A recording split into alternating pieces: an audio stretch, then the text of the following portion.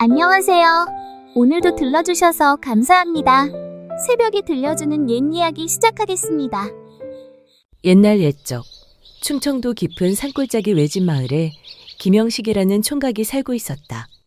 그 영식이라는 총각은 겉보기엔 키도 훤칠하고 얼굴도 반반했으나 어찌된 일인지 머리가 영 따라주질 않았다. 숫자도 셀 줄 모르고 글자는 말할 것도 없고 눈치라는 건 태어나서 한 번도 가져본 적이 없었다. 그래서 마을 사람들은 그를 바보 총각이라 불렀다. 하나, 둘, 다음에 뭐냐? 그게 다섯 아닌가? 에이, 또 까먹었대요. 바보 양식이. 어린애들까지 깔깔대며 놀리는데도 영식이는 그저 배시시 웃기만 했다. 영식은 늙은 아버지와 단둘이 살았다. 낡은 초가집에 기대어 겨우 입에 풀칠하며 하루하루를 이어갔다. 여름부터 가을까진 마늘을 캐고 말려 장에 내다 팔았고 겨울이 들면 품을 팔아 남의 집 일손을 거들며 살았다. 아무리 바보다 해도 영식이는 일머리는 있었다. 땡볕 달에서도 낯질은 척척. 지게도 10무더기쯤은 거뜬히 졌다. 마늘을 캐고 줄기를 말리고 손질해 자루에 묶는 일까지 힘든 건 모조리 영식 차지였다. 아버지는 땀에 절은 영식을 멍하니 바라보다가 담뱃삼지를 만지작거리며 혼잣말처럼 중얼거렸다. 저놈을 어쩌면 좋을꼬. 나 죽고 나면 저놈 밥은 누가 챙겨주나? 그날도 아침부터 떼약볕이 내리쬐고 있었다. 며칠 전 개울가에서 발을 헛디뎌 넘어진 뒤로 아버지는 다리를 제대로 쓰지 못하고 있었다. 그런 아버지가 장독 옆에 걸터 앉은 채 영식이 등에 맨 지게 위에 마늘자루를 얹으며 말했다. 영식아, 아비 없이도 장사 잘하고 올 수 있겠냐? 지금쯤 나가야 사람도 많고 자리도 좋지. 영식은 큼지막한 손으로 지게끈을 고쳐매더니 활짝 웃으며 대답했다. 아유, 걱정 마셔요, 아버지. 쥐가 잘 팔아올게요. 아버지는 말없이 고개를 끄덕였지만 눈빛은 불안함을 감추지 못했다. 그런데 아버지가 100번을 당부해도 영식은 늘 그렇듯 제멋대로였다. 길가에 고양이만 보여도 어이구, 오랜만이네. 하며 무릎 꿇고 인사하고 개울을 건너다 물고기랑 눈 마주치면 따라가다 늦기 일쑤였다. 장터에 도착하면 자리보다는 먼저 찹쌀떡 굽는 노점부터 기웃거렸다. 이날도 영식은 지게를 메고 터벅터벅 장터로 향했다. 지게끈은 어깨에 쑥 파묻혔고 땀은 이마를 타고 턱끝까지 흘러내렸다. 장터 입구에 도착하자마자 지게를 내려놓으며 외쳤다. 이거 마늘이에요, 엄니. 알이 아주 실하니께 좀 보고 가셔요. 영식은 팔아야 할 마늘보다 장터 사람들의 얼굴이 더 반가워 보였다. 영식은 장터 평상한 구석에 마늘 자루를 내려놓고 헛헛하게 웃었다. 해는 머리 위로 이글거렸고 사람들은 오고 가며 흥정을 벌였지만 영식은 어찌할 줄을 몰랐다. 값을 얼마쯤 불러야 할지, 흥정이란 걸 어떻게 하는 건지, 손님은 어떻게 맞아야 하는지도 도무지 감이 오질 않았다. 그렇게 우두커니 서 있던 영식 앞에 중년 사내 하나가 어슬렁 다가왔다. 얼마냐, 이 마늘자루? 영식은 머리를 극적이며 아버지 말씀이 얼핏 떠올랐다. 한냥이요. 이거 한냥이에요. 사내는 눈을 가늘게 뜨더니 주머니서 엽전 몇 개를 꺼내 툭 영식 손에 쥐어주었다. 옛다, 이거나 받아라. 여기 한냥이다. 영식은 아무 의심도 없이 그걸 덥석 받아들고 두 손으로 꼭 쥔 채 고개를 연신 끄덕였다. 아유, 고맙습니다. 그때였다. 등 뒤에서 또렷하고 매서운 여인의 목소리가 날아왔다. 잠깐! 그게 어딜 봐서 한냥이요? 여인의 큰 소리에 장터 사람들이 일제히 고개를 돌렸다. 그 자리엔 허름한 저고리에 치마 끝엔 흙까지 묻은 젊은 여인이 마늘자루 앞에 떡하니 서 있었다. 양반대 교수처럼 단정하게 생긴 얼굴이었으나 표정은 싸늘하고 말투는 똑부러졌다. 이만한 마늘 꾸러미를 엽전 10립 주고 사겠다니. 그게 사람 양심이요? 원래 시세가 그런겨. 하며 사내가 어색하게 웃으며 발을 빼려 하자 여인은 마늘 꾸러미를 손끝으로 툭툭 두드리며 말했다. 알굴기 좀 보시오. 속 알도 꽉 찼고 줄기 다듬은 것 봐. 분명 한양이라고 하였거늘 고작 몇 푼 쥐어주고 얼버무릴 셈이요? 사내는 말문이 막힌 듯 꿀꺽 침을 삼키더니 마지못해 주머니를 뒤적여 엽전 꾀인줄을 꺼냈다. 여인은 말없이 그것을 받아 영식의 손에 툭 쥐어주었다. 그러고는 그 중년 사내를 똑바로 노려보며 한마디 던졌다. 농사 짓는 사람 우습게 보지 마시오. 숫자 모른다고 사람 속이는 게 그게 더 부끄러운 짓이지요. 영식은 손에 엽전 꾸러미를 꼭 쥔 채 눈을 동그랗게 뜨고 말없이 여인을 바라봤다. 아이고 참말로 고마워요. 그 말을 들은 여인은 잠시 그를 바라보다가 입꼬리를 살짝 올리며 말했다. 다음부턴 속지 마시오. 마늘값은 꼭 한양이에요. 그 말 한마디를 남기고 여인은 말없이 장터 골목 사이로 휙 사라졌다. 영식은 멀어져가는 그녀의 뒷모습을 한참이나 바라보았다. 그날 저녁 영식은 한양을 손에 꼭 쥔 채 터벅터벅 집으로 돌아왔다. 마당을 들어서자 안채 방문이 삐걱 열렸다. 영식이 어깨를 오므리며 쭈뼛쭈뼛 다가가더니 품에서 꺼낸 한 냥짜리 엽전 꾸러미를 아버지 앞에 조심스레 내밀었다. 아버지, 이거 받으셔요. 오늘 마늘 판 돈이구만요. 아버지는 영식의 손에 들린 엽전 꾸러미를 받아 들여다보더니 두 눈이 휘둥그레졌다. 허, 진짜 한양이로구만. 야야, 우리 영식이 사람 다 됐구나. 영식은 어색하게 웃으며 뒷머리를 극적였다. 사실 그게 지가 한 건 아니고요. 그냥 도와준 분이 있었슈. 아버지는 말없이 웃었다. 그러고는 땀으로 젖은 영식의 머리를 천천히 쓰다듬었다. 며칠 뒤 영식은 또 장에 다녀오는 길이었다. 하늘은 잿빛으로 눌려 있었고 금방이라도 무너질 듯한 먹구름 아래 장대비가 쏟아졌다. 집시는 질퍽이고 어깨는 비에 절은 채 터벅터벅 걷던 영식은 장터 끝 허름한 처마 밑에서 보퉁이를 꼭 껴안은 여인 하나를 보게 되었다. 비에 홀딱 젖은 채 담벼락에 기대앉은 얼굴은 핏기 하나 없이 창백했고 눈도 초점 없이 흔들리고 있었다. 영식은 눈을 찌푸리며 다가가더니 순간 두 눈이 휘둥그레졌다. 그날 그 마님 아니유? 마늘값 도와주셨던 그분 맞죠? 아니 여기서 왜 이러고 계셔요?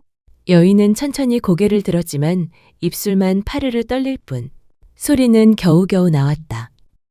며칠째 갈 데가 없어요. 머물 곳도 없고 지쳐서 이젠. 영식은 말이 턱 막혔다. 주춤거리다 금세 지게를 내려놓고 허리춤에 묶어둔 헌 보자기 하나를 꺼내 그녀의 어깨에 조심스레 덮어주었다. 아이고야 이거 참. 이러다 진짜 쓰러지시겠소. 여인은 아무 말 없이 영식을 바라봤다. 그 눈빛엔 체면도 의지도 힘도 모두 빠져나가 있었다. 여기서 이러고 계시지 말고 제 집으로 가시죠. 아버지랑 둘이 사는 촌집인디 가서 몸도 지지고 국도 한술 드시고요. 여기 계속 이러고 계시면요. 제가 마음이 허벌나게 불안해서 밥도 안 넘어갈 것 같단 말입니다. 그 말에 여인은 말없이 고개를 끄덕였다. 그것만으로 충분했다. 영식은 그녀의 보퉁이를 허겁지겁 챙기고 비에 젖은 두 사람은 그렇게 처마 밑을 벗어나 조용히 골짜기 집 쪽으로 걸어갔다. 한 사람은 땀으로, 한 사람은 빗물로 흠뻑 젖은 채였다. 영식은 젖은 여인을 데리고 조심스레 마당으로 들어섰다. 마당에서 소리가 나자 안채 방문이 덜컥 열렸다. 아니 영식아, 비가 이리 오는데 왜 이제 말을 꺼내던 아버지는 영식 뒤에 선 여인을 보고는 눈을 가늘게 뜨며 물었다. 저 여인은 뉘시냐? 영식은 어깨를 움츠린 채 머뭇머뭇 말을 잇기 시작했다. 그날 마늘값 도와주셨던 그 마님이셔요. 근디 장터에서 비 맞고 계신 데다 보아하니 몸도 온전 차르신 듯 싶어.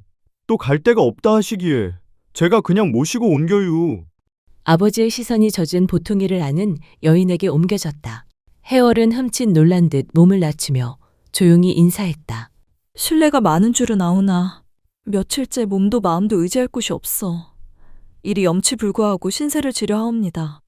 아버지는 말없이 여인을 바라보다가 잠시 후 천천히 시선을 영식에게로 옮겼다. 그 눈길에 영식은 괜히 발끝만 내려다보다 두 손가락을 베베꼬며 눈치를 살폈다. 한참을 그러던 아버지가 마침내 입을 뗐다. 아이고, 입술이 다 펄구만. 뭐라 말할 거니깐디. 일단 방으로 어여 드시게. 영식은 헛기침 한 번 하고 서둘러 그녀를 안방으로 안내했다. 금세 몸을 누인 해월은 말없이 눈을 감고 이내 깊고 고른 숨소리와 함께 잠이 들었다. 영식이 살그머니 방문을 닫고 나오자 마루에 앉아있던 아버지가 마당을 바라보다 조용히 말했다. 뭔 사연이 있는 여인인갑다. 눈빛이 참 슬프디 않냐? 영식은 말없이 고개를 끄덕였고 두 사람은 바람 스치는 마당 끝을 바라보며 한참을 말없이 앉아 있었다. 얼마 뒤 문이 삐그덕 열리고 해월이 머리를 조심스레 내밀었다. 마님, 이제 좀 괜찮으셔요? 영식이 걱정 가득한 얼굴로 묻자 해월은 바짝 마른 입술을 적시며 조심스레 속삭였다. 저기 실례인 줄 아오나 배가 고파. 혹시 뭐라도 조금 얻어먹을 수 있을런지요. 그 말에 아버지와 영식은 서로 얼굴을 마주보고 말도 없이 벌떡 일어나 부엌으로 향했다. 반찬이라 할 것 없던 집안이지만 두 사람은 냉기 도는 솥단지 앞에 앉아 쌀을 씻고 장을 풀고 말없이 국을 끓였다. 얼마 뒤 단출하지만 따끈한 밥상이 차려졌다. 해월은 말없이 수저를 들더니 정신없이 밥을 먹기 시작했다. 한 공기, 두 공기, 그리고 세 공기째. 숨도 쉬지 않고 밥을 털어넣던 그녀는 겨우 수저를 내려놓고 고개를 살짝 숙이며 말했다. 죄송하옵니다. 사실은 며칠을 굶었습니다. 아버지는 밥상머리에 앉은 채 잠시 조용히 눈을 감았다가 낮은 목소리로 물었다. 무슨 사연이 있는 게요? 그 말에 여인은 천천히 고개를 들고 조용히 입을 열었다. 저는 이웃마을 윤대감댁 며느리 해월이라 하옵니다. 시집간 지 올해로 10년이 넘었으나 아이 하나 맺지 못하였습니다. 그 탓에 시어머니 구박은 해를 거듭할수록 더해졌고 남편은 끝내 첩을 들였사옵니다. 첩이 아이를 가지자 저는 말도 없이 그 자리에서 내쳐졌습니다. 그녀는 옷소매로 눈가를 슬며시 훔치며 말을 이었다. 차마 친정에도 이 꼴로는 갈 수 없었습니다. 수치라 여긴 겁니다. 그렇게 며칠을 떠돌다 이분을 다시 마주한 것이지요. 이제서야 해월의 사연을 모두 들은 아버지는 잠시 말이 없었다. 팔짱을 낀 채 그녀의 얼굴을 가만히 바라보다 천천히 고개를 끄덕였다. 마음고생이 참 많았겠구먼. 뭐 이 집까지 오게 된 것도 결국은 다 인연이라 해야지. 잠시 뒤 아버지가 조용히 말을 이었다. 방 하나 비어있어. 주의 피할 자리는 되니 때 되면 나가셔도 좋고 그전까진 부담 갖지 말고 편히 계시게. 그 말에 영식이 헛기침을 한번 하더니 더듬더듬 말을 꺼냈다. 그래요, 마님. 저희 집이 허름하긴 해도 따숩긴 하니께. 맘 놓고 계셔도 괜찮아요. 해월은 조용히 고개를 숙였다. 그 모습은 말로는 다 전할 수 없는 작은 안도의 숨 같았다. 감사합니다. 두 분 은혜 잊지 않겠습니다. 그 옆에서 영식은 괜히 머리를 극적이며 슬쩍 미소를 지었다. 그날부터 해월은 영식네 집안일을 거들기 시작했다. 새벽이면 마당에 물을 길어다 놓고 해 뜨기 전엔 장독대 앞에 나와 조용히 무쇠솥을 달궜다. 밥도 야무지게 지었고 빨래며 청소며 손이 아물어 집안 구석구석이 단정해졌다. 남자 둘이 덩그러니 살던 초가에 그날 이후 온기가 돌기 시작했다. 무엇보다 장날이 되면 해월은 영식과 함께 장에 나갔다. 마늘 자루를 지게에 얹고 영식이 앞장서면 해월이 뒤에서 빠뜨린 게 없나 챙겼다. 장에 도착하면 영식은 여느 때처럼 말없이 자루를 내려놓고 멋쩍게 웃기 바빴지만 해월은 정확히 값을 부르고 장꾼들과도 척척 말을 주고받았다. 예전엔 마늘값도 못 불렀는디 이제 옆에서 누가 말도 해주고 참 든든하구만요. 영식이 수줍게 웃으며 말하자 해월은 눈을 한번 맞추더니 작게 웃으며 말했다. 같이 다니면 덜 외롭잖아요. 며칠이 지나자 해월은 영식에게 숫자와 글자를 가르치기 시작했다. 마루 끝 평상 위에 종이와 붓을 펴놓고 앉은 해월은 조심스레 붓을 잡아 가장 쉬운 글자부터 하나하나 짚어주었다.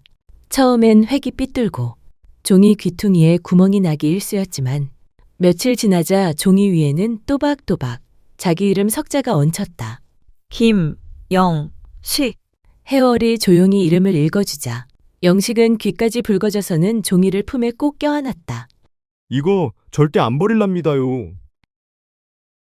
장터 평상한 켠에서 영식이 척척 돈을 받고 거스름돈까지 세마는 모습을 한참 바라보던 아주머니 하나가 뭐가 그리 신기한지 고개를 절레절레 저으며 한마디 툭 던졌다. 세상에, 영식이가 계산도 하고 글도 쓴대자녀. 그러자 옆에 있던 여인이 눈을 동그랗게 뜨고는 바로 맞장구를 쳤다. 참말이여? 세상에 별일 다 있구먼. 근데 저기 영식이 옆에 앉은 여인 말이여. 윤대감댁 며느리였대. 그 옆마을 큰댁 말이여. 10년을 지내도 애 하나 못 낳았다고. 그 자리에서 내쫓겼다더만. 오갈 데 없어 떠돌다가 결국 영식이네 집에 얹혀 살게 됐다자녀. 그 마님이 글자고 숫자고 가르쳐 줬댄다. 그래서 바보 영식이가 사람이 달라졌구만. 그 말을 듣던 해월은 손에 들고 있던 장바구니를 꼭 쥔 채 말없이 자리를 털고 일어났다. 마님, 어디 가셔요? 영식이 허둥지둥 뒤따르자 해월은 고개만 살짝 돌린 채 얇은 미소를 지었다. 곧 해가 지겠어요. 그만 돌아가지요. 그날 저녁 두 사람은 말없이 밥상을 마주했다. 숟가락 소리만 조용히 울리던 방 안에서 영식이 밥을 한 술 뜨다 말고 혼잣말처럼 중얼거렸다. 사람들 말 너무 신경 쓰지 마유. 영식의 말에 해월은 잠시 그를 바라보다 조용히 말했다. 그 말 참 고맙습니다. 방 안 불빛 아래 두 사람의 그림자가 나란히 흔들리고 있었다. 어느 날 영식은 나으럭이 황씨 대감댁에 품위를 하러 나갔다. 대감댁 머슴 하나가 병이나 급히 일손을 구한다는 말에 아버지 대신 상리를 나선 것이었다. 일은 만만치 않았다. 아침부터 마당에 장작을 패고 뒤뜰에 거름을 퍼나르고 안채 돌계단까지 수십 번을 오르내렸다. 물 한 모금, 점심 한 끼 없이 해질 무렵까지 등짝이 다 젖도록 일한 끝에 영식은 나당 귀퉁이에 서서 조심스레 입을 열었다. 대감님 댁 일 다 마쳤습니다요. 약속하신 품삯 좀 주시겠습니까?